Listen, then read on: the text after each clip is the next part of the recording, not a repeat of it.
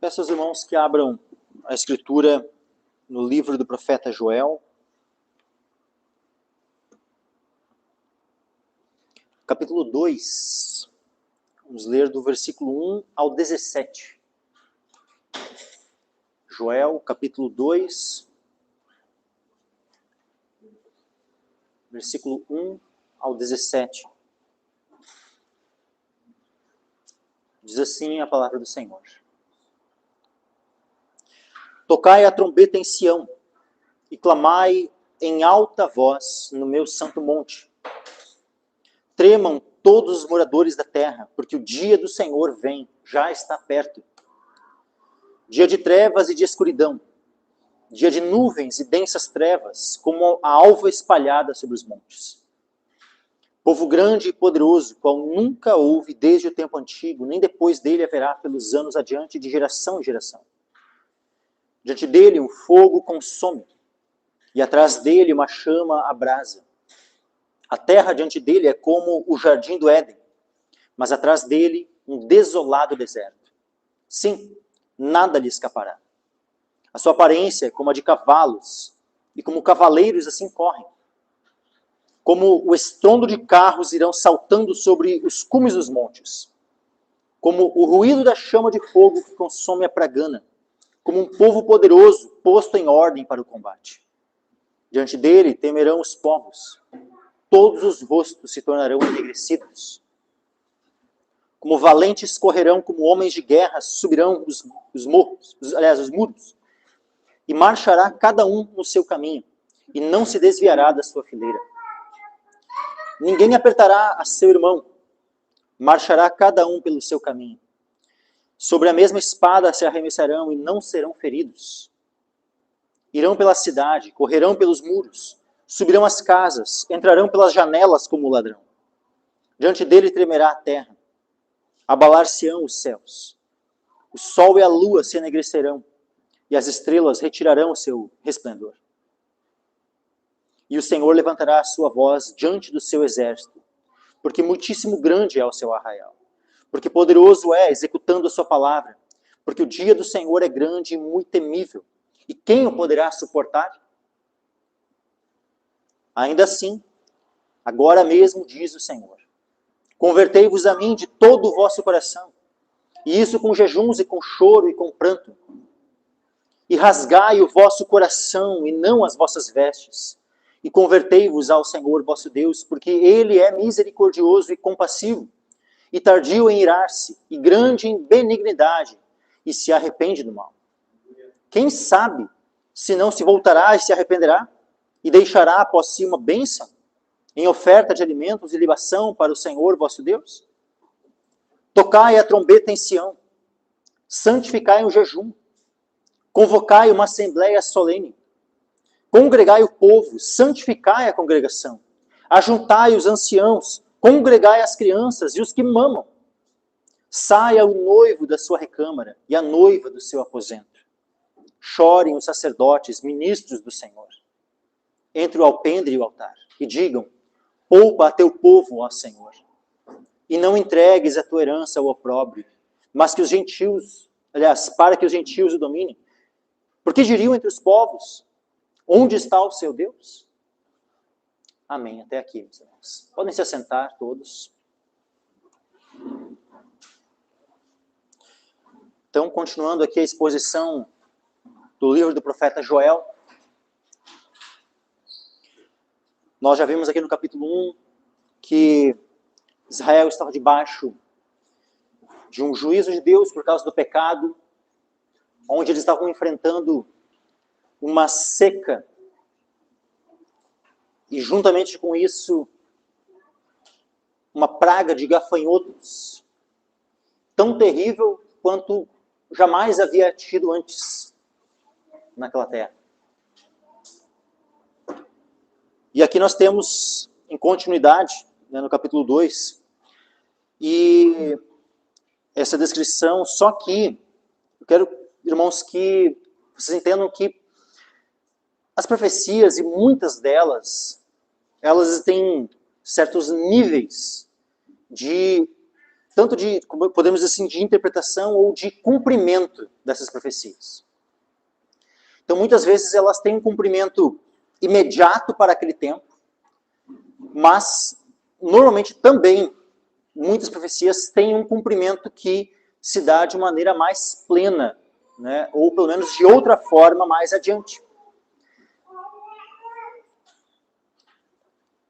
Aqui nós vemos, por exemplo, como eu já tinha dito na semana passada, que o livro de Joel ele faz 5 menções ao dia do Senhor. O dia do Senhor, né, de maneira plena, qual é? É tudo aquilo que está relacionado à segunda vinda de Jesus.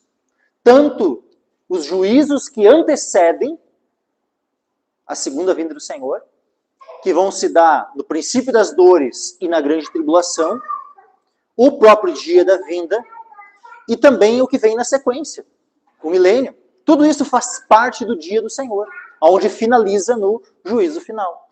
Então, todo esse período, né, grande de tempo, ou seja, o dia do Senhor não é necessariamente um dia de 24 horas, mas é um tempo profético de cumprimento daquilo que o Senhor falou.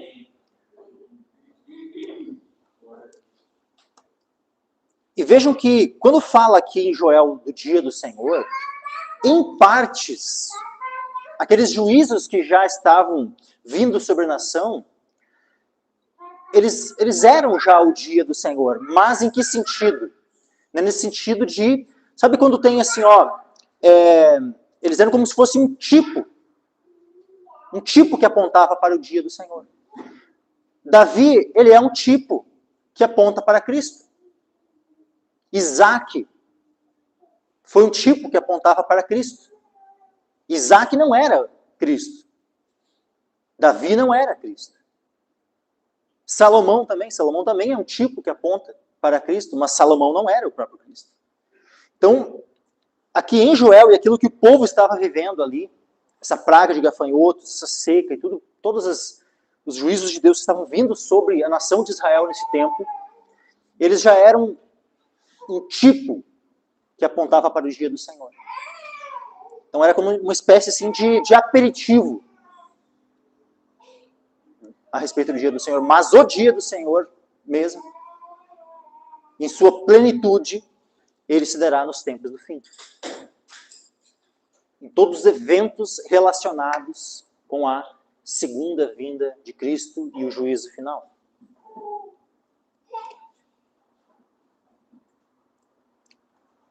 E aqui nós vamos ver, inclusive, os links que existem, né, as conexões que existem com o texto de Joel e o livro de Apocalipse. Pois nós vamos ler aqui algumas questões e vão entender as referências que existem, né, em Joel e Apocalipse, né, as conexões que há entre esses dois livros. Versículo 1, Joel 2, versículo 1. Tocai a trombeta em Sião e clamai em alta voz no meu santo monte. Deus havia estabelecido, né, que a trombeta fosse tocada, né, e tinha inclusive formas diferentes de tocar uma trombeta, né, com significados diferentes. Havia toques de trombeta que era para reunir o povo, todo o povo. Havia outros toques que eram só os anciãos, né, os líderes do povo. Haviam toques que era quando o povo iria sair. Haviam toques chamando o povo para a guerra. O próprio apóstolo Paulo, lá em 1 Coríntios, capítulo 14, olha só o que ele vai falar aqui, meus irmãos.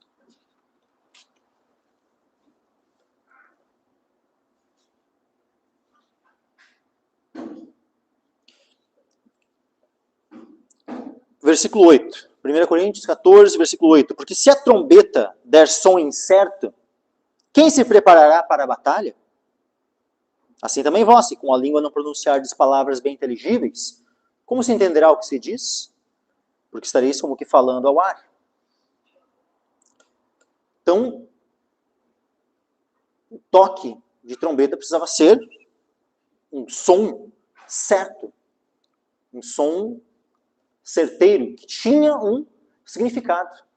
Se desse um toque, né, um som incerto, ninguém saberia qual era o significado daquele toque. E as nossas bocas, elas são trombetas do Senhor. E devem dar um toque com um significado correto, certo. Ou seja, deve estar alinhado com as Escrituras, para justamente chamar as pessoas ao arrependimento. Ou, numa outra circunstância, chamar o povo de Deus para se preparar para a batalha. Tudo aquilo que, a forma como o povo de Deus será conduzido, vai depender de como nós estamos exortando, falando e alinhados com a palavra de Deus. Tocai a trombeta em Sião e clamai em alta voz no meu santo monte. O Monte Sião, meus irmãos, ele é um monte que aponta para a igreja. Nós vemos isso em Hebreus, nós vemos isso em vários salmos, nós vemos em vários contextos, né? O quão, sabe, há essa ênfase no Monte Sião, né, que é o monte do Senhor, e aqui diz, tocai a trombeta em Sião, clamai em alta voz no meu santo monte. Então esse toque, ele está direcionado aos ouvidos especialmente do seu povo. E há um dia onde nós vamos ouvir um toque de trombeta, um sonido certo, onde o Senhor estará nos reunindo para a batalha. Vou ler aqui brevemente esse toque de trombeta que nós ouviremos. 1 Tessalonicenses, capítulo 4. Versículos 15 em diante. 1 Tessalonicenses 4, versículo 15 em diante. Dizemos, pois, isto, pela palavra do Senhor, que nós que ficarmos vivos para a vinda do Senhor, não precederemos os que dormem. Porque o mesmo Senhor descerá do céu com alarido, e com voz de arcanjo, e com a trombeta de Deus. E os que morreram em Cristo ressuscitarão primeiro. Depois nós que ficarmos vivos, seremos arrebatados juntamente com eles nas nuvens, a encontrar o Senhor nos ares. E assim estaremos sempre com o Senhor. Então, ao toque da trombeta, da última trombeta. Aqui no texto não diz que é a última trombeta, mas em 1 Coríntios, capítulo 15, vai nos dizer que esse arrebatamento vai se dar ao toque da última trombeta. Então, 1 Coríntios, capítulo 15.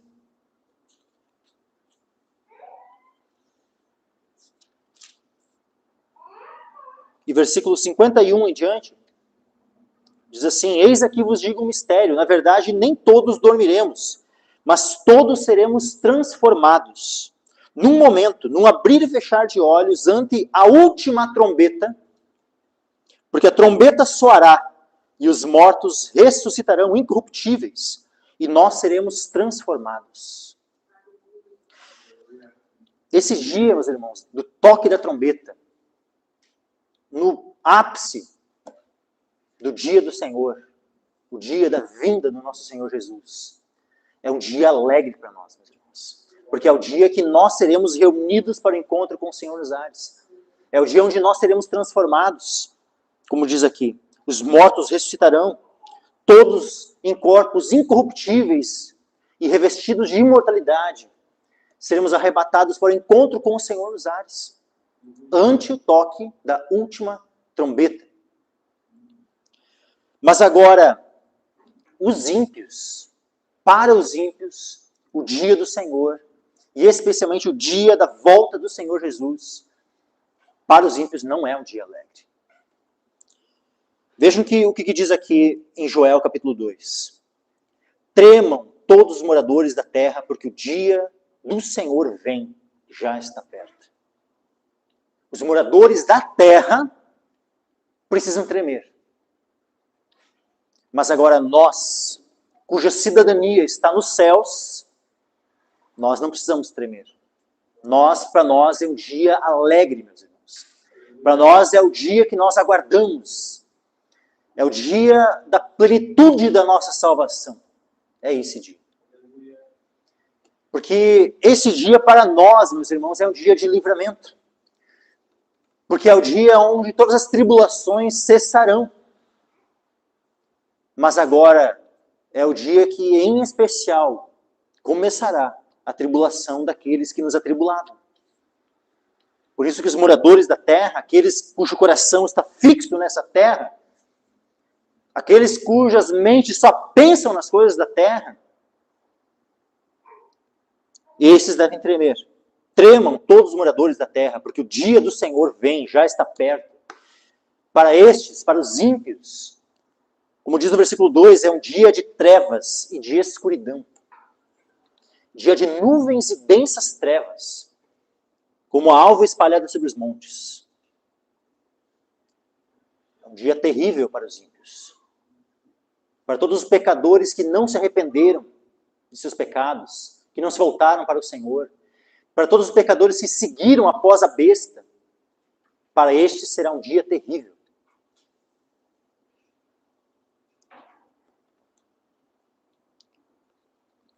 Diz assim: povo grande e poderoso, qual nunca houve desde o tempo antigo, nem depois dele haverá pelos anos adiante, de geração em geração. De que povo está falando aqui? Que nós podemos entender essa profecia aqui, meus irmãos, com pelo menos 3 cumprimentos. Pelo menos 3. Ou até mais, na verdade. Mas, num primeiro momento, esse povo grande e numeroso era justamente a praga de gafanhotos que estava sobre Israel. Então, um povo grande e numeroso. Esses gafanhotos que eram aqui comparados a um exército que estava invadindo Israel. Então, um povo grande e numeroso. Diz assim, ó, diante dele um fogo consome, e atrás dele uma chama abrasa. A terra diante dele é como o jardim do Éden, mas atrás dele um desolado deserto. Sim, nada lhe escapará. Então, quando esses gafanhotos passam, né, pela terra, se estava ali, né, uma plantação bonita, viçosa, né, esse ano vai ser... Aí passava aquela praga de gafanhotos, deixava completamente destruído, desolado.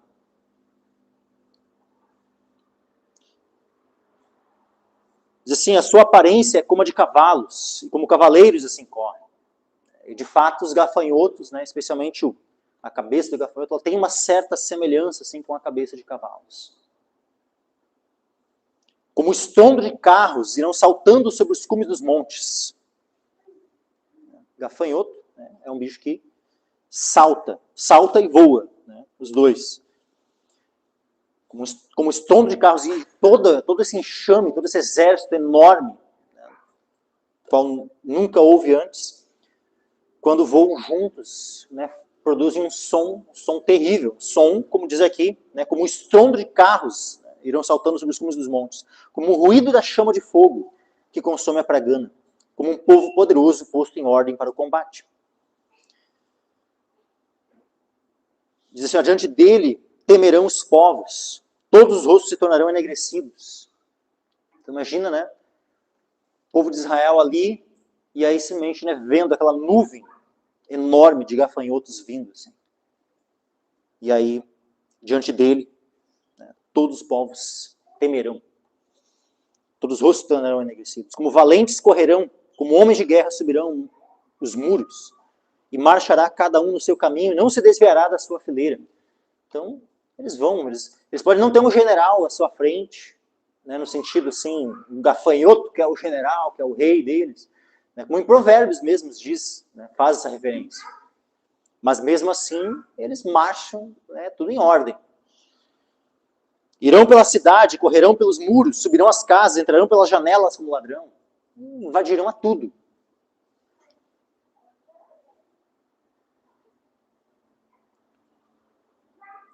O versículo 8, né?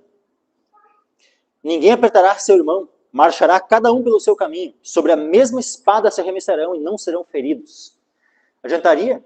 Adiantaria, né, o povo pegar, não, agora a gente tá vendo essa nuvem de gafanhotos, mas a gente vai puxar nossas espadas aqui, a gente vai lutar contra esse exército com as nossas espadas. Adiantaria? Eles poderiam tentar ali, mas não ia servir de nada. Suas espadas não teriam efeito contra um exército de gafanhotos vindo sobre a terra. Não ia adiantar lança, espada ou qualquer coisa. Diante dele tremerá a terra. Aliás, vou até aqui, depois eu vou voltar agora lá no início. Ou seja, num primeiro momento, né, esse texto ele faz referência a essa invasão, né, dessa praga de gafanhotos. Nós já vimos algo semelhante acontecendo lá no Egito. Se nós formos lá, vamos abrir lá em Êxodo.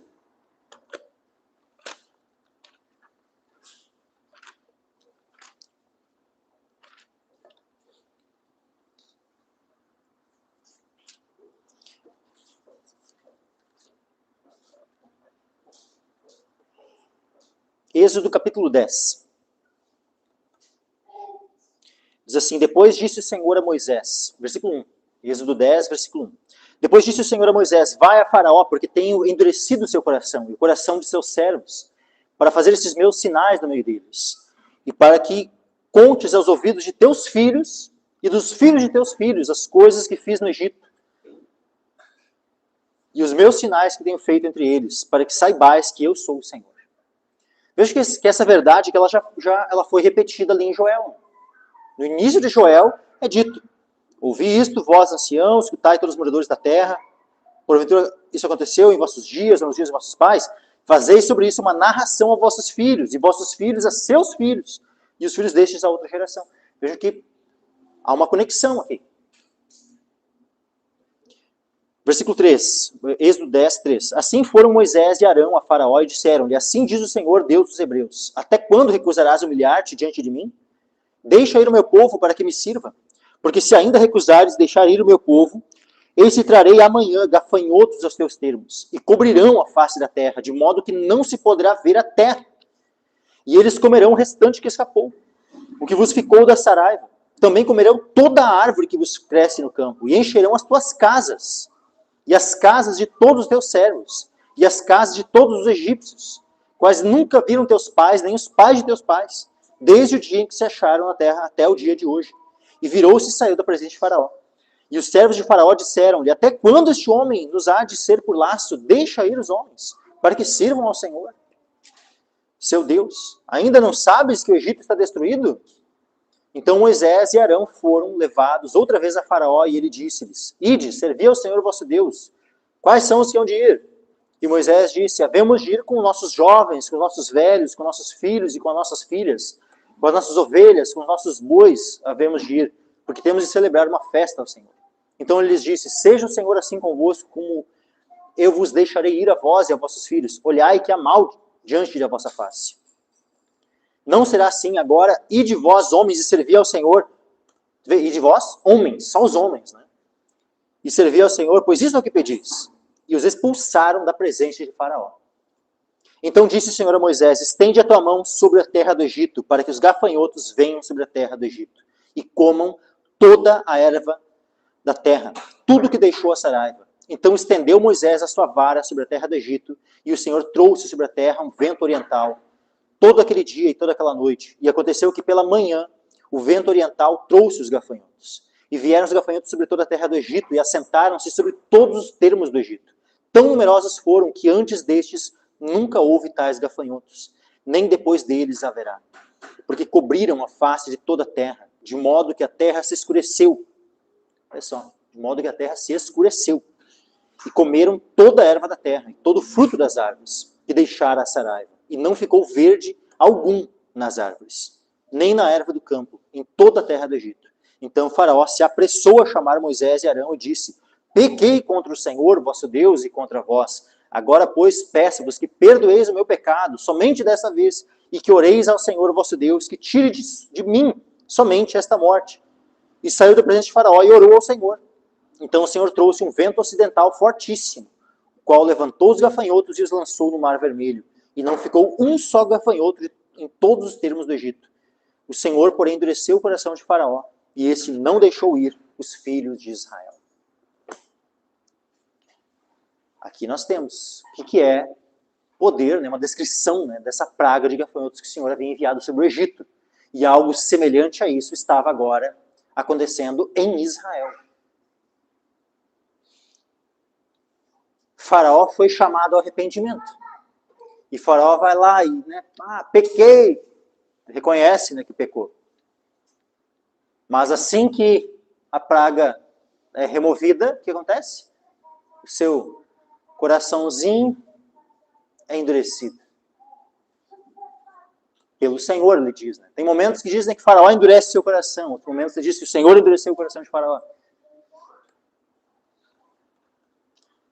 Voltando agora aqui para Joel, capítulo 2.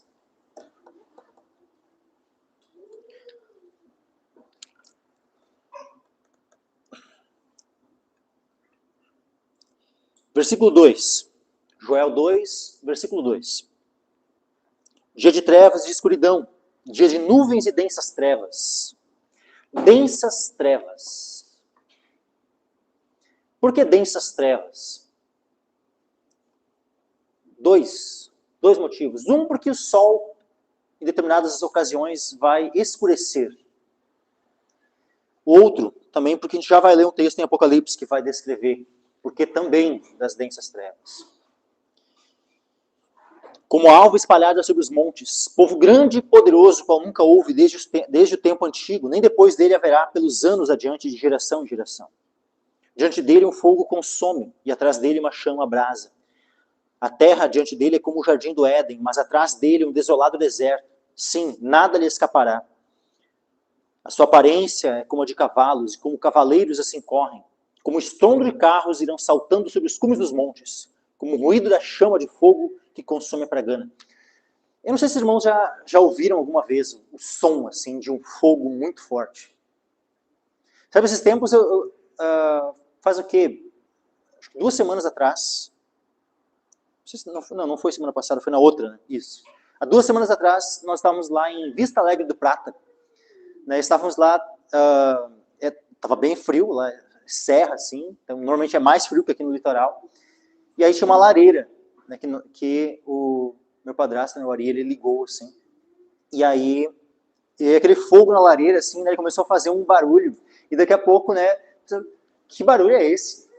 É trovão? Tipo assim, o pessoal falou, né, que barulho que era aquele, assim, né, porque parecia um barulho de, tipo, sabe quando tá aquele tempo, assim, bem, tipo aquele céu enegrecido, assim, que fica meio que um trovão contínuo, assim, aquele barulho, assim, né, tipo, contínuo, assim, né, tipo, e era um barulho bem semelhante àquilo, sabe, só que era o barulho do fogo, bem intenso que estava dentro da lareira, assim, era uma lareira aquelas meia fechada, assim, aquele fogo bem forte, assim, aquele som, assim, ali ia subindo, assim, né, daí, não, é o fogo.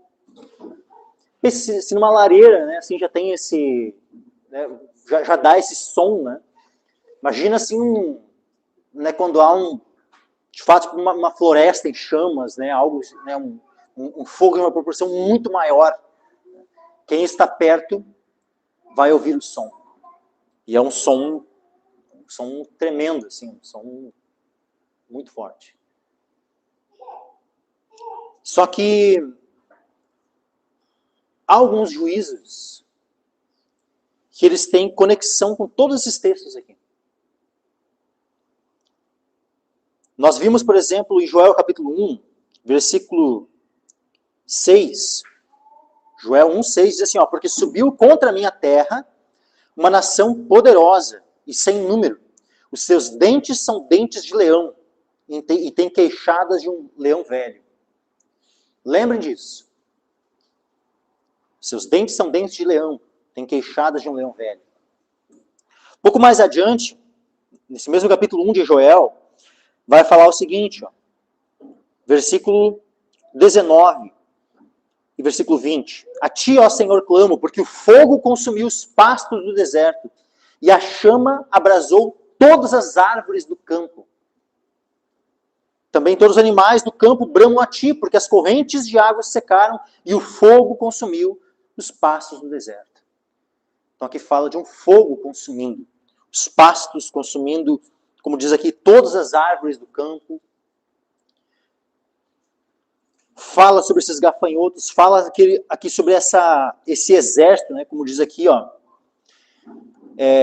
voltando agora para Joel 2, né, povo grande e poderoso, qual nunca houve desde tempo antigo, nem depois dele haverá pelos anos adiante, de geração em geração.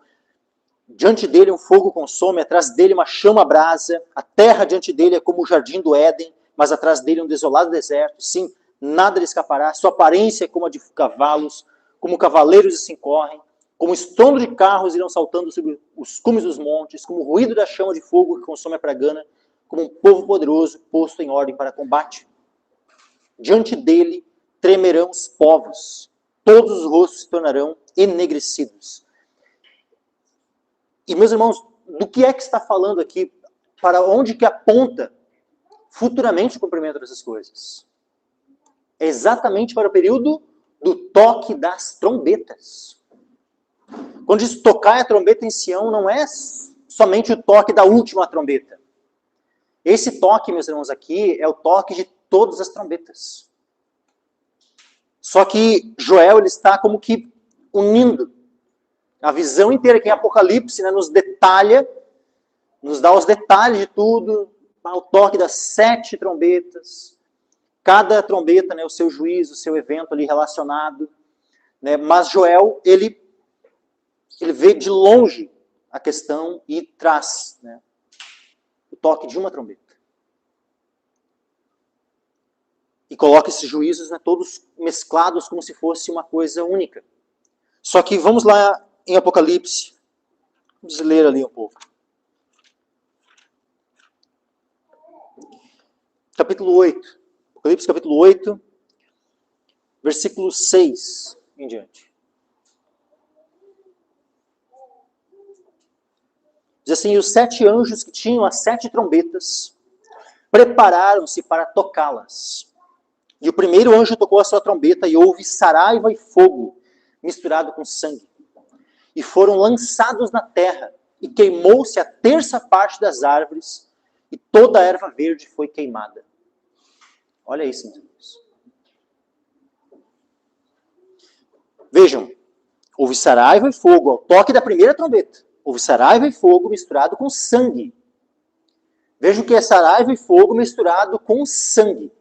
E foram lançados na terra e queimou-se a terça parte das árvores e toda a erva verde foi queimada. Quando ocorrem, quando 1/3 das árvores e da erva verde é queimada, o que acontece na sequência? Com esse fogo, com essas queimadas, sobem as colunas de fumaça, não é? O que nós vemos agora em Joel? Voltando lá para Joel, eu já vou voltar para Apocalipse, tá? Eu já vou voltar ali de novo para aquele capítulo, mas só voltando em Joel aqui e lendo um pouquinho mais adiante no capítulo 2, versículo 30. Olha só, e mostrarei prodígios no céu e na terra, sangue e fogo e colunas de fumaça.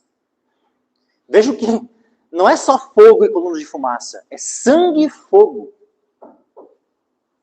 e colunas de fumaça.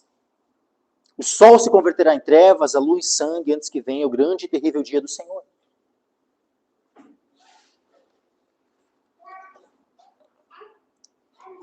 Voltando agora lá para Apocalipse. Então, houve saraiva e fogo misturado com sangue, foram lançados na terra e queimou-se a terça parte das árvores. Toda a erva verde foi queimada. Quando lá em Joel fala sangue e fogo, né, e colunas de fumaça, o sangue não é só esse sangue da primeira trombeta. Vamos ver o que acontece aqui na sequência. Ó. E o segundo anjo tocou a trombeta, e foi lançada no mar uma coisa como um grande monte ardendo em fogo. E tornou-se em sangue a terça parte do mar. Novamente, um monte ardendo em fogo, e tornou-se em sangue a terça parte do mar. O sangue e o fogo, diante do toque da segunda trombeta. O terceiro anjo tocou a sua trombeta e caiu do céu uma grande estrela ardendo como uma tocha.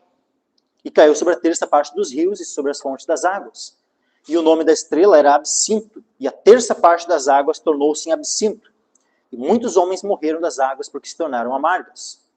O quarto anjo tocou a sua trombeta e foi ferida a terça parte do sol e a terça parte da lua, e a terça parte das estrelas, para que a terça parte deles se escurecesse, e a terça parte do dia não brilhasse, e semelhantemente à noite. conforme nós vemos aqui em Joel, que diz, né, o sol se converterá em trevas, a lua em sangue, antes que venha o grande e terrível dia do Senhor. Continuando ali em Apocalipse, capítulo 9, versículo 1. E o quinto anjo tocou a sua trombeta e viu uma estrela que do céu caiu na terra. E foi-lhe dada a chave do poço do abismo. E abriu o poço do abismo e subiu fumaça do poço, como a fumaça de uma grande fornalha. E com a fumaça do poço, escureceu-se o sol e o ar.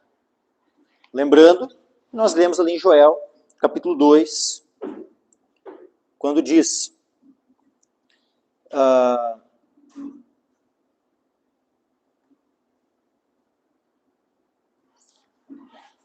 dia de trevas e escuridão, dia de nuvens e densas trevas, como a alva espalhada sobre os montes. Então, com a fumaça do poço, escureceu-se o sol e o ar. E da fumaça vieram gafanhotos sobre a terra. Da fumaça vieram gafanhotos sobre a terra. E foi-lhes dado poder, como o poder que tem os escorpiões da terra. E foi-lhes dito que não fizessem dano à erva da terra, nem à verdura alguma, nem à árvore alguma, mas somente aos homens que não têm nas suas testas o selo de Deus. Então vejam, lá em Israel, os gafanhotos, eles não atacaram os homens, eles atacaram a erva da terra, as árvores. Mas agora, ao toque das trombetas, no Apocalipse,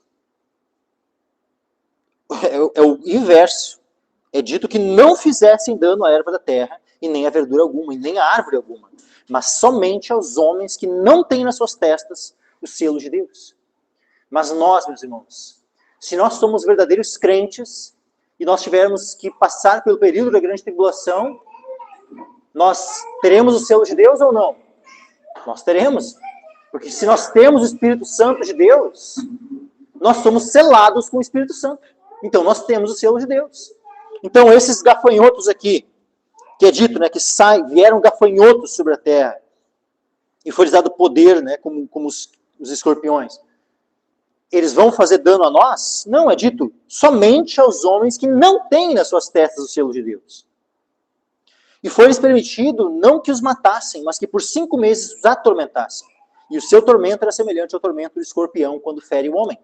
E naqueles dias os homens buscarão a morte e não a acharão. Desejarão morrer e a morte fugirá deles. Olha só o que diz aqui, meus irmãos. E o parecer dos gafanhotos era semelhante ao de cavalos aparelhados para a guerra. E sobre as suas cabeças havia umas como coroas semelhante ao ouro, e os seus rostos eram como rostos de homens. Lá em Joel 2,4, a sua aparência é como a de cavalos, e como cavaleiros assim correm. Aqui vai dizer assim, ó, versículo 8, Apocalipse 9:8. E tinham cabelos como cabelos de mulheres, e os seus dentes eram como de leões. Assim como diz lá em Joel 1,6, porque subiu contra a minha terra uma nação poderosa, sem número. Os seus dentes são dentes de leão, tem queixadas de um leão velho. Então Joel, meus irmãos, está intimamente conectado com o toque das trombetas. Por isso toda essa ênfase, né, em Joel, no dia do Senhor, toque da trombeta, sabe, tem uma aplicação dupla, tanto, né, uma aplicação para aquele tempo, para a conversão de Israel, um chamado ao arrependimento. Então o toque da trombeta era literal, chamando Israel ao arrependimento, mas também era um símbolo dos toques de trombetas que estão por vir, na consumação dos séculos. Aí diz assim, na sequência, versículo 10, tinham caudas semelhantes dos escorpiões e aguilhões nas suas caudas, e o seu poder era para danificar os homens por 5 meses. E tinham sobre si rei, o anjo do abismo. Em hebraico era o seu nome Abaddon, e em grego Apolion. Passado é já um ai. Eis que depois disso vem ainda 2 ais. Vamos lá, meus irmãos. Se esses gafanhotos, eles vêm do abismo, o que eles são? Eles são demônios. São seres que vai adiantar usar da espada para tentar combatê-los? Não. Por isso quando diz lá em Joel, né,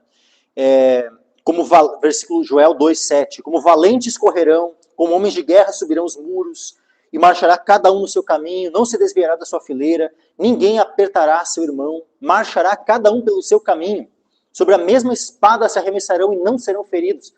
Por quê? Porque são demônios, não tem como ser ferido por espada, não adianta pegar e querer dar um tiro, querer usar qualquer arma humana contra eles, não vai adiantar.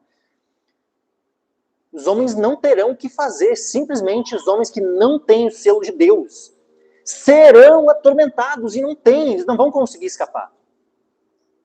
Os únicos que escaparão são aqueles que têm o selo de Deus, são aqueles que têm o Espírito Santo de Deus. Esses escaparão desse juízo. Ou seja, nós, meus irmãos, se estivermos vivos no tempo da grande tribulação, nós escaparemos desse juízo. Mas os ímpios não escaparão. Os ímpios necessariamente serão atormentados por 5 meses. Mas olha só que não termina aqui. Nós temos ainda um 6º toque de trombeta. Versículo 13 de Apocalipse 9. E tocou o 6º anjo a sua trombeta.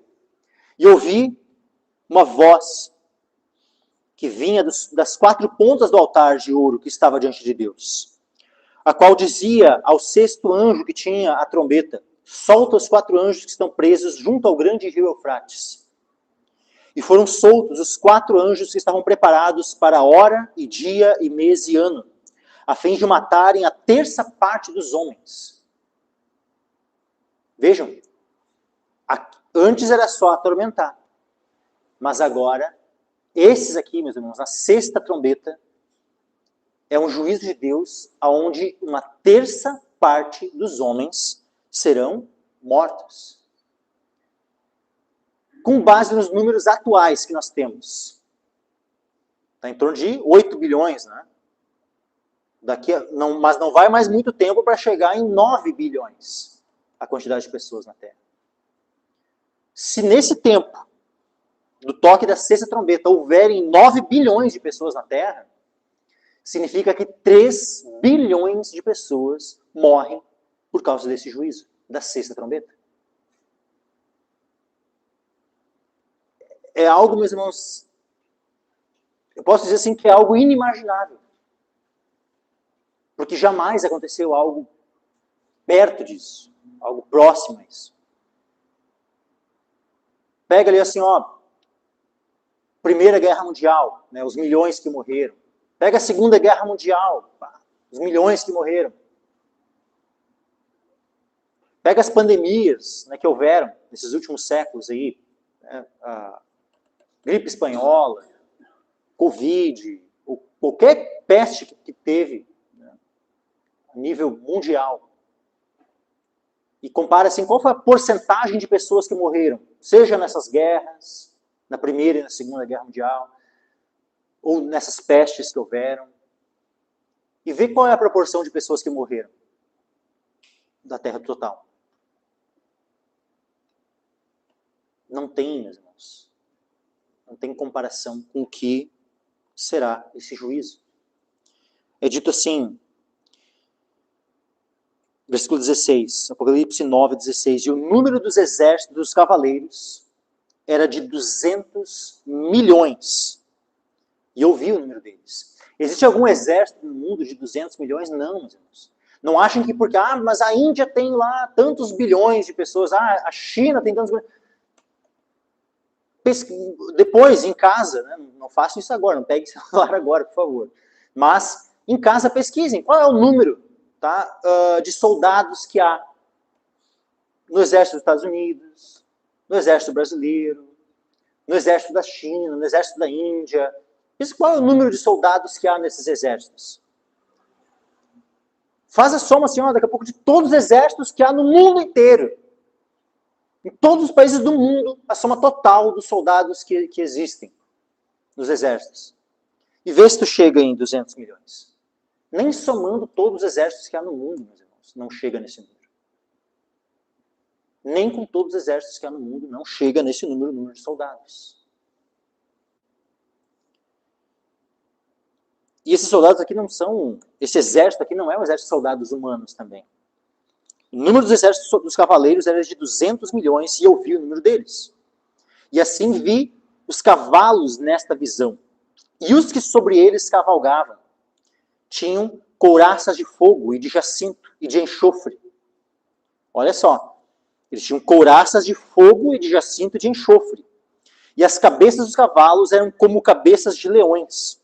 E de suas bocas saíam fogo e fumaça e enxofre. Especialmente, meus irmãos, esse exército aqui é aquele que é descrito aqui em Joel, quando diz assim, ó, diante dele um fogo consome, e atrás dele uma chama abrasa.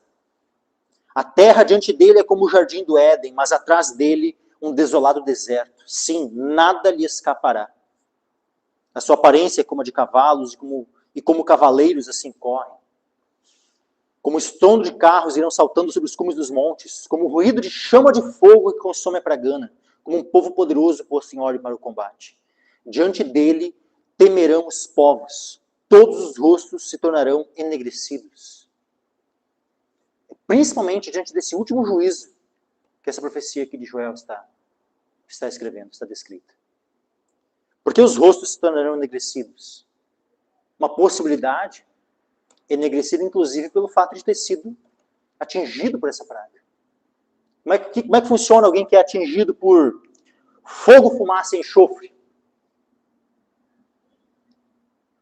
Não sei se alguém já viu, né, os restos mortais de pessoas que foram atingidas por alguma explosão, por algum incêndio, alguma coisa. Está enegrecido ou está branco? Como é que é? Qual é a cor? É enegrecido. O termo hebraico aqui para enegrecido, ele faz uma comparação com uma tisnadura da panela. Ou seja, sabe quando queima, né, a comida dentro e fica aquela crosta queimada assim? Esse enegrecido tem conexão com aquela comida queimada assim, né, de dentro da panela assim.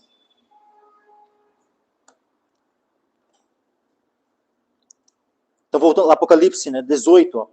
Por estes três foi morta a terça parte dos homens, isto é, pelo fogo, pela fumaça e pelo enxofre, que saiu das suas bocas.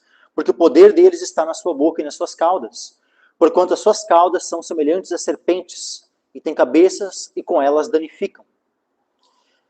Mas, diante de todos esses juízos, meus irmãos, diante do toque das 6 primeiras trombetas, falta a última. A última trombeta é quando o Senhor Jesus vem. É quando o Senhor Jesus vem. Ao toque da 7ª trombeta, o Senhor Jesus volta.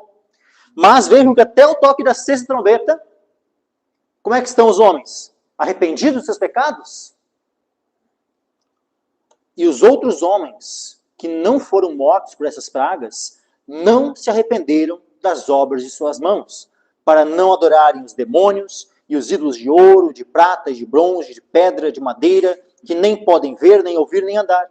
E não se arrependeram dos seus homicídios, nem das suas feitiçarias, nem da sua fornicação, nem dos seus furtos. Mesmo diante de todos esses toques de trombetas, todos esses juízos, os homens, os ímpios, continuam endurecidos e não se arrependem. Que seja diferente conosco, meus irmãos. Que assim como aqui em Joel, o povo de Israel estava sendo chamado ao arrependimento, e essa palavra para nós também é um chamado para que nós nos arrependamos. Que nós não sejamos como esse povo descrito aqui em Apocalipse. Que mesmo após todos os toques de trombeta, após 6 toques de trombeta, após 6 juízos do Senhor, aqueles que permanecem vivos não se arrependem, continuam endurecidos no pecado. Que nós sejamos diferentes, meus irmãos. Que nós venhamos a abandonar a dureza de coração, que venhamos a abandonar os pecados. E nos arrependamos completamente ao Senhor. Que nos convertamos inteiramente ao nosso Deus. Voltando agora aqui em Joel, capítulo 2, versículo 10. Diante dele tremerá a terra. Só que esse diante dele pode ser diante dos exércitos que estavam sendo descritos ali? Até pode. Mas eu entendo que esse diante dele aqui, ele se encaixa melhor com diante dele, no sentido diante dele, o dia do Senhor, ou diante dele a própria vinda do Senhor. Ou seja, quando o Senhor Jesus vier à terra. Ou seja, ao toque da sétima trombeta. Vamos ler lá em Apocalipse o toque da sétima trombeta.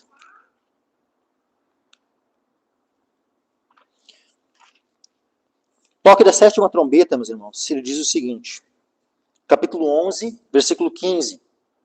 E o sétimo anjo tocou a sua trombeta, e houve no céu grandes vozes que diziam: os reinos do mundo vieram a ser de nosso Senhor e do seu Cristo, e ele reinará para todo o sempre.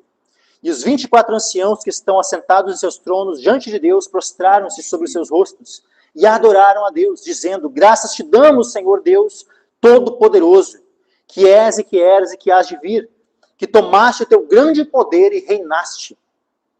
E iraram-se as nações, e veio a tua ira, e o tempo dos mortos, para que sejam julgados, e o tempo de dares o galardão aos profetas, teus servos, e aos santos, e aos que temem o teu nome, a pequenos e a grandes, e o tempo de destruírem os que destroem a terra.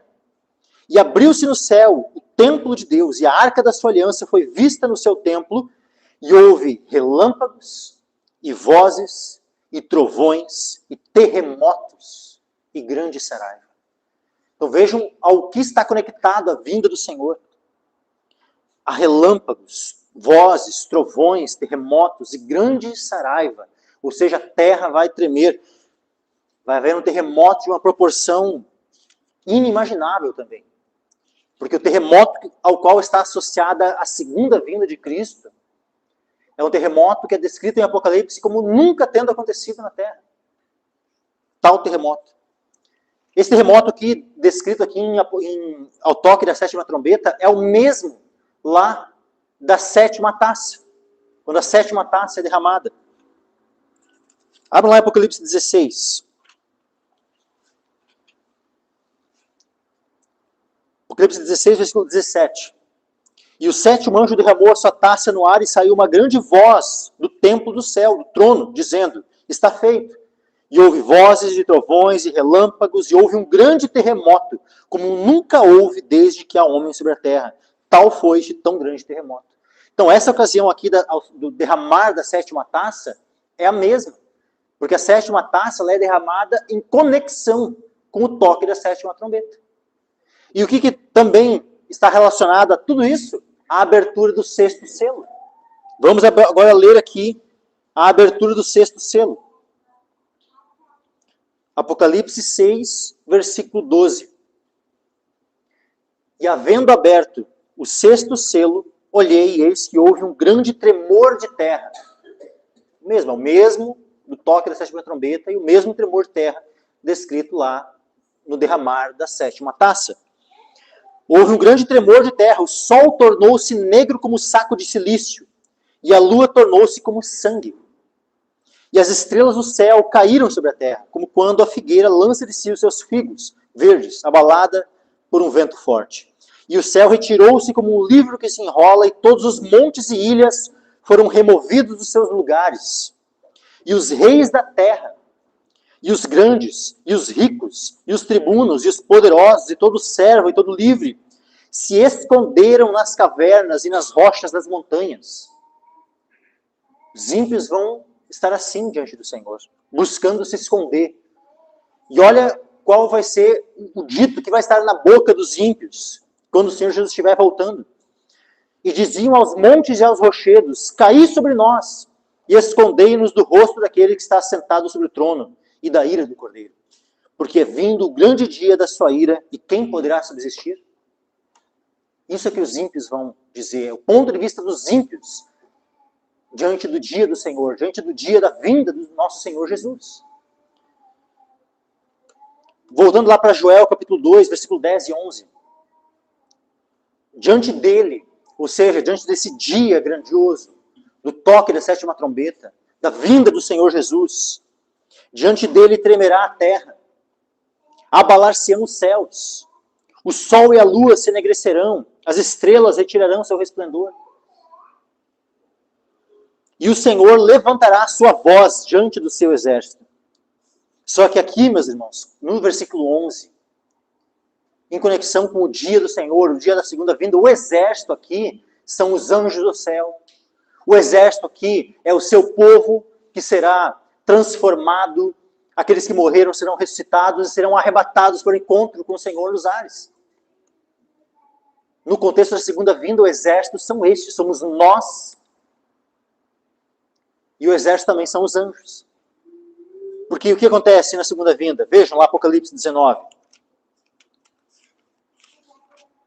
E vi o céu aberto, e eis um cavalo branco que estava assentado, e o que estava assentado sobre ele chama-se Fiel e Verdadeiro, e julga e peleja com justiça. Apocalipse 19, 12. E os seus olhos eram como chama de fogo. Sobre a sua cabeça havia muitos diademas, e tinha um nome escrito que ninguém sabia senão ele mesmo. E ele estava vestido de uma veste tingida em sangue. E o nome pelo qual se chama é a Palavra de Deus. E seguiam-no os exércitos no céu, em cavalos brancos, e vestidos de linho fino, branco e puro. Esses exércitos que seguem o Senhor Jesus aqui, é tanto de anjos, como também a sua igreja. Aleluia. De todos nós, os anjos e os santos, são esse exército que seguem o Senhor na sua segunda vinda. Então, Joel 2 diz assim, e o Senhor levantará a sua voz diante do seu exército, porque muitíssimo grande é o seu arraial, porque poderoso é executando a sua palavra, porque o dia do Senhor é grande e muito temível, e quem o poderá suportar?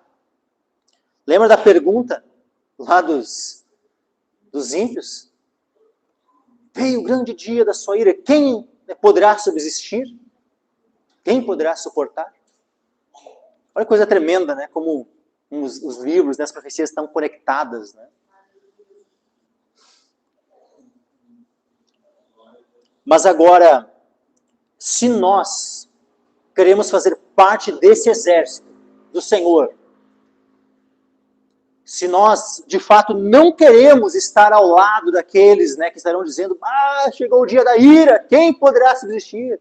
Se nós não queremos estar, né, junto com aqueles que estarão, dando no pé, fugindo, tentando se esconder, e pedindo, inclusive, para as rochas caírem sobre si, se nós não queremos estar junto com estes, com este povo ímpio, com esse povo que vai perecer, com esse povo que vai ser julgado, se nós não queremos estar com estes, então que nós venhamos a prestar muita atenção ao que vem aqui na sequência, do versículo 12 ao 17.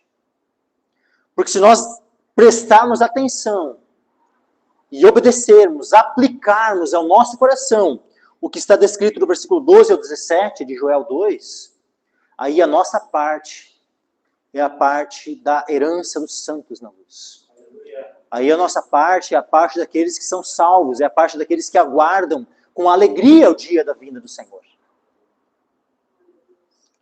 Desde que nós prestemos atenção ao que está registrado no versículo 12 ao 17 de Joel, capítulo 2. Diz assim, ainda assim, agora mesmo, diz o Senhor, convertei-vos a mim de todo o vosso coração. E isso com jejuns, e com choro, e com pranto. Que nós venhamos a sondar os nossos corações. Hoje é o dia de ceia do Senhor. É o dia onde, toda vez que tem a ceia do Senhor, nós relembramos a morte, o sacrifício do Senhor. Nós também relembramos que precisamos nos examinar. É óbvio que não é apenas no dia da ceia do Senhor que nós devemos nos examinar.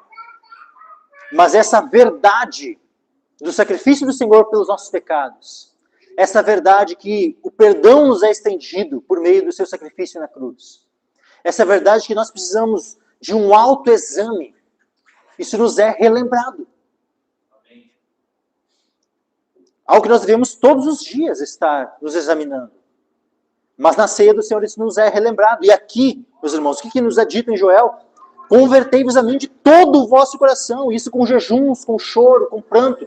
Ou seja, que nós venhamos então a nos examinar. E que de cada pecado que nós nos lembrarmos, que nós venhamos a pedir o perdão do Senhor. Que nós venhamos a nos quebrantar diante do Senhor. Que nós venhamos a nos converter de todo o coração. Vejam que aqui é dito assim, não é dito assim, simplesmente convertei-vos a mim. E não é dito também, nem somente convertei-vos a mim de coração. Mas é dito, convertei-vos a mim de todo o vosso coração. Jesus falando, né, com aqueles hipócritas fariseus que estavam reclamando, né, que os discípulos, os teus discípulos não lavaram as mãos antes de comer.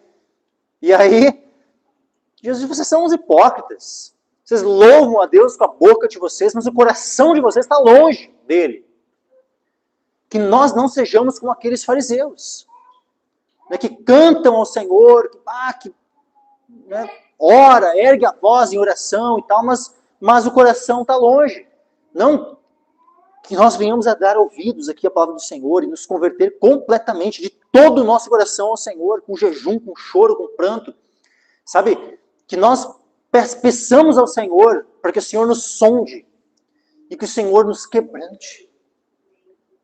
Que o Senhor nos leve, sabe, a perceber a gravidade dos nossos pecados, especialmente diante de todo o conhecimento que nós já temos da sua palavra, do seu evangelho. Especialmente por causa disso, que nós venhamos a sentir as nossas misérias, sentir os nossos pecados e chorar por causa disso. Quando foi a última vez, meus irmãos? Quando foi a última vez que tu chorou pelos teus pecados? Que nós venhamos, sabe, a clamar ao Senhor, pedir ao Senhor que o Senhor quebrante nosso coração. Um coração quebrantado e contrito é um sacrifício agradável ao Senhor. O Senhor está próximo daqueles que têm um coração quebrantado e contrito. Aquele coração que justamente que chora, que está em pranto por causa dos seus pecados. Esses, de maneira especial, são aqueles dos quais o Senhor mais está próximo. Por isso a importância de nós termos um coração quebrantado. De não termos um coração endurecido como uma pedra.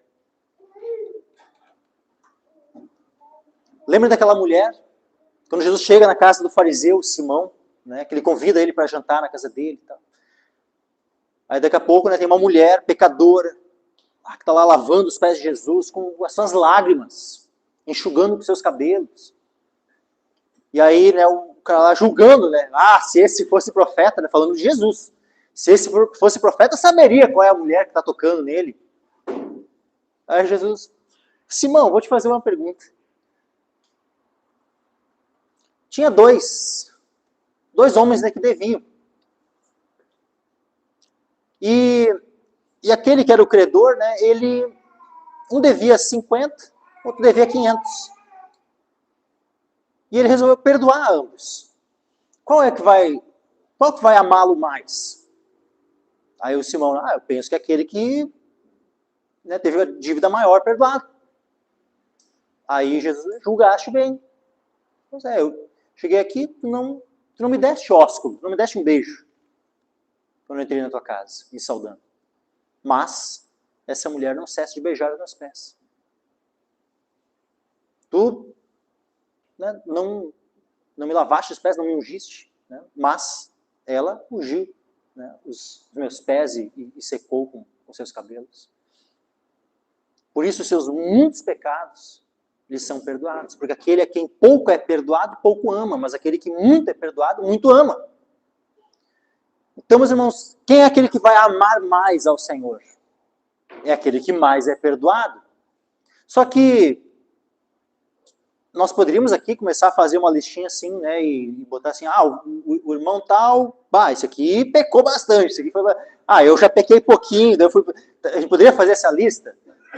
Meus irmãos, essa lista, na verdade, é uma coisa inútil, vã. Na realidade, o que nós precisamos é perceber a gravidade dos nossos pecados, o quão terríveis os nossos pecados são, estarmos quebrantados, entristecidos, em pranto, em choro por causa dos nossos pecados.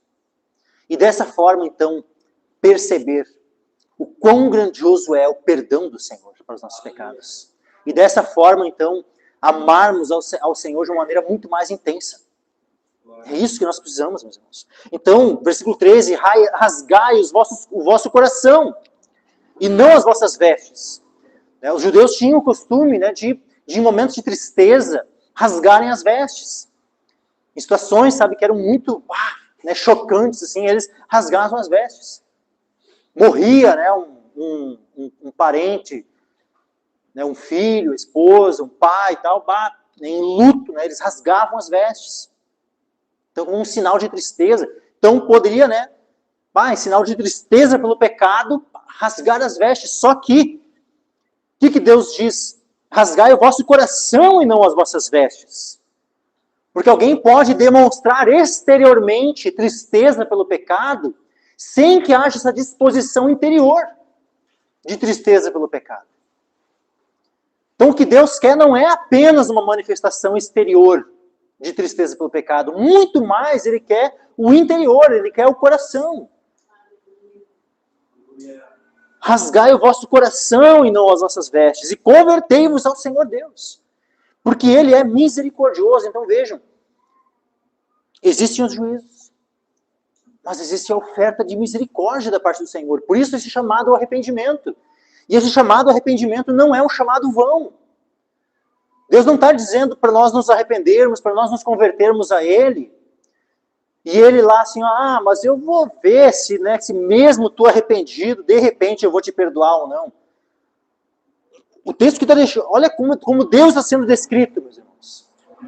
Vejam como Deus está sendo descrito aqui, e vejam se Deus ele deseja nos perdoar ou não. Porque Ele é misericordioso, compassivo, tardio em irar-se e grande em benignidade, e arrepende-se do mal. Ou seja, Deus ele pode dizer assim, eu vou julgar, eu vou destruir vocês, mas aí a gente se arrepende, a gente se quebranta, a gente, Senhor, nos perdoa e tal. Deus ele se arrepende do mal que Ele tinha dito que ia. Então, isso aqui é Deus revelando como Ele é, meus irmãos. E vejam que essa descrição aqui é muito semelhante a outras descrições que nós temos de como o Senhor é. Vamos abrir ali em Naum, capítulo 1, versículo 3. Um pouquinho para frente só. Depois de Miqueias. Jonas, Miqueias, Naum. Naum, capítulo 1, versículo 3. O Senhor, olha só. O Senhor é tardio em irar-se, mas grande em poder. Ao culpado não tem por inocente. O Senhor tem o seu caminho na tormenta, e na tempestade as nuvens são o pó dos seus pés. Um pouco mais abaixo, versículo 7. O Senhor é bom, Ele serve de fortaleza no dia da angústia, e conhece os que confiam nele. Vamos agora lá para Êxodo. Êxodo 34.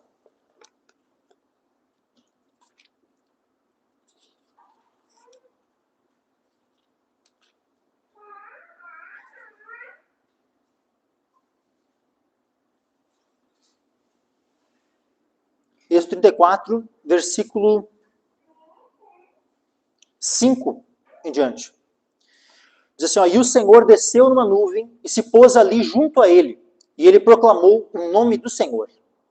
Passando, pois, o Senhor perante ele, clamou, o Senhor Deus, misericordioso e piedoso, tardio em irar-se e grande em beneficência e verdade, que guarda a beneficência em milhares, que perdoa a iniquidade e a transgressão e o pecado, que ao culpado não tem por inocente, que visita a iniquidade dos pais sobre os filhos e sobre os filhos dos filhos, até a terceira e quarta geração.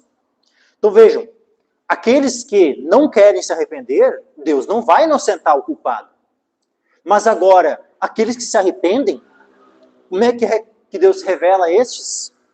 Como diz aqui, misericordioso, piedoso, tardio em irar-se, grande em beneficência e verdade, que guarda a beneficência em milhares, que perdoa a iniquidade, a transgressão e o pecado. Essa é a forma como Deus se revela a todo aquele que se converte a Ele, a todo aquele que se arrepende dos seus pecados. Então, se nós nos arrependermos, meus irmãos, nós temos a garantia do Senhor, pela sua própria natureza, pela forma como Ele se revela, que Ele vai nos perdoar. Então, que nós venhamos a confiar no perdão de Deus. Que não venhamos a ficar desconfiados. Mas será que Ele vai me perdoar? Deus só não vai perdoar se nós não nos arrependermos. Se nós, apenas de maneira exterior, eu fazer de conta para os outros que eu me arrependi, mas no meu coração eu estou ali né, amarrado, né, agarrado naquele pecado, é óbvio que né, alguém agarrado ao pecado, que ama o pecado, que quer continuar no pecado, essa pessoa não tem perdão porque ela não se arrependeu. Ela apenas, daqui a pouco, de forma hipócrita, fez de conta para os outros que se arrependeu. Mas agora, aquele que se arrepende, esse Deus perdoa, meus irmãos. Versículo 14, Joel 2,14. Quem sabe se não se voltará e se arrependerá, e deixará após si uma bênção, em oferta de alimentos e libação para o Senhor, vosso Deus? Então, lembrem que por 2 vezes em Joel capítulo 1 foi dito, né, que o juízo da parte de Deus era, versículo 9, foi cortada a oferta de alimentos e a libação da casa do Senhor. E os sacerdotes e ministros do Senhor estão entristecidos. Depois no versículo 13, Joel 1,13, cingi-vos, lamentai-vos, sacerdotes, gemei, ministros do altar, entrai e passai a noite vestidos de saco, ministros do meu Deus, porque a oferta de alimentos e a libação foram cortadas da casa de vosso Deus.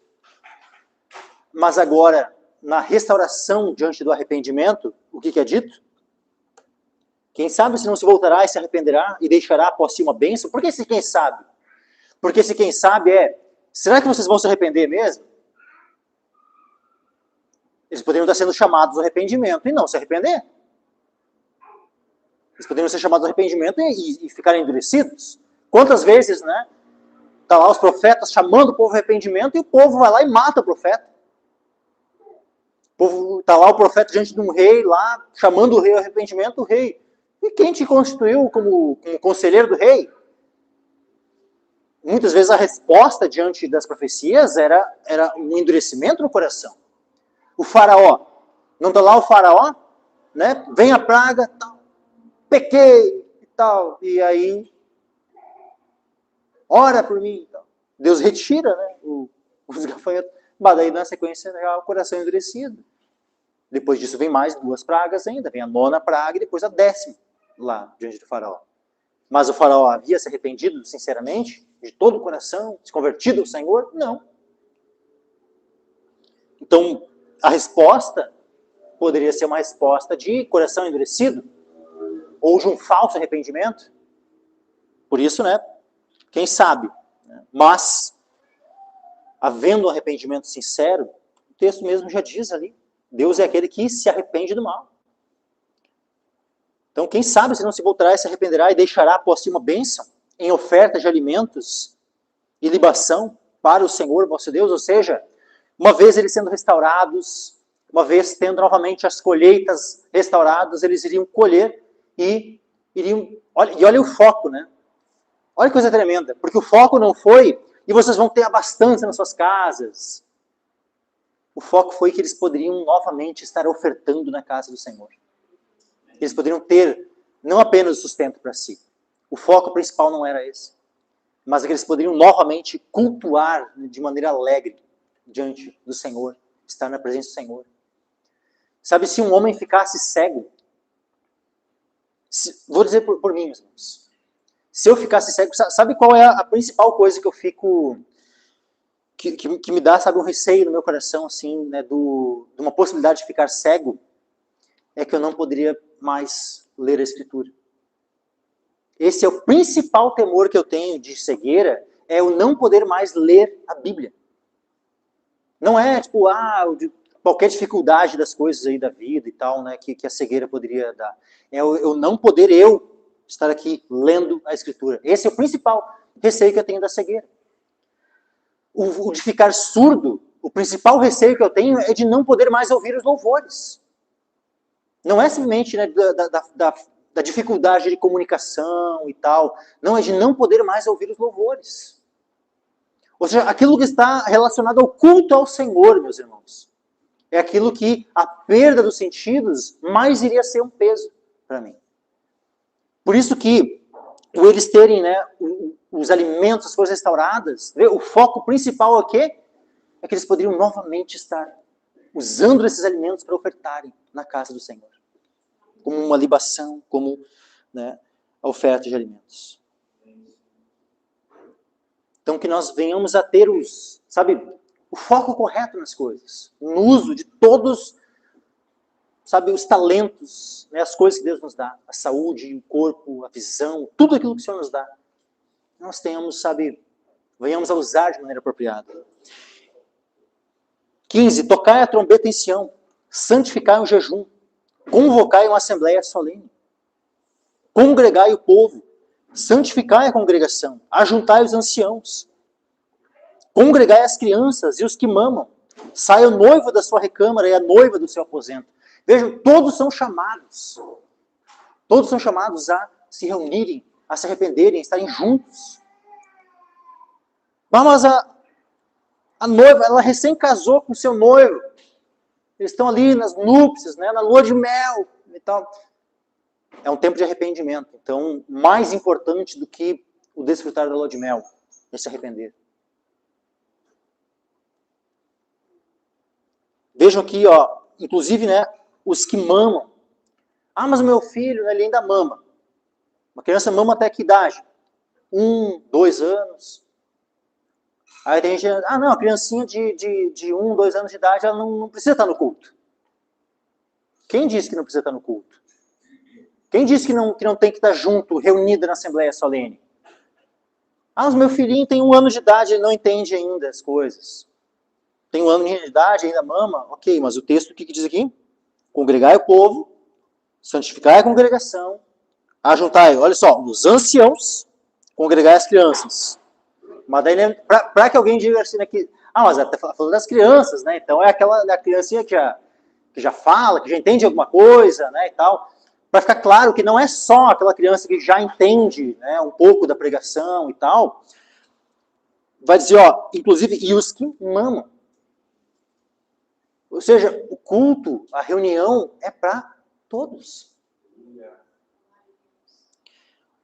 Sai o noivo da sua recâmara e a noiva do seu aposento. Ou seja, nem o fato de alguém, né, casar, porque tem pessoas assim, né, parece que o casamento, né, é desculpa para se liberar algumas coisas. Né? Então, por exemplo, assim, tem noivas, né, que no dia a dia, né, e tal, né, até, né, se vestem decentemente. Aí chega no dia do casamento, assim, né, com os peitos à mostra, né, e baia, né, aquele vestido, assim, completamente sensual e tal, né, um dia para, né, se mostrar.